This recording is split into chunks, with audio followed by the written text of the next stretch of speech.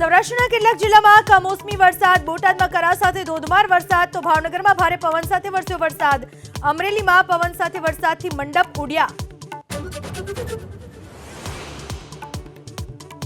ઉત્તર ગુજરાતમાં ભર ઉનાળે ચોમાસાનો માહોલ, અંબાજી અને દાંતામાં કરા સાથે, તો અરવલ્લીના શામળાજીમાં ભારે પવન સાથે વરસાદ, સાબરકાંઠા, મહેસાણા જિલ્લામાં પણ વરસાદથી પાક નુકસાનની ભીતિ.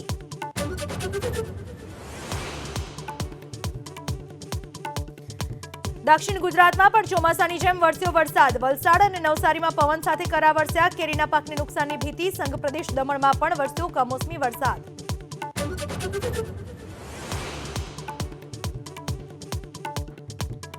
રાજ્યમાં હજુ 4 દિવસ રહેશે વરસાદી માહોલ, ઉત્તર પશ્ચિમ મધ્યપ્રદેશમાં સાયક્લોનિક સર્ક્યુલેશન સક્રિય થતા ગુજરાતમાં રહેશે વરસાદી માહોલ.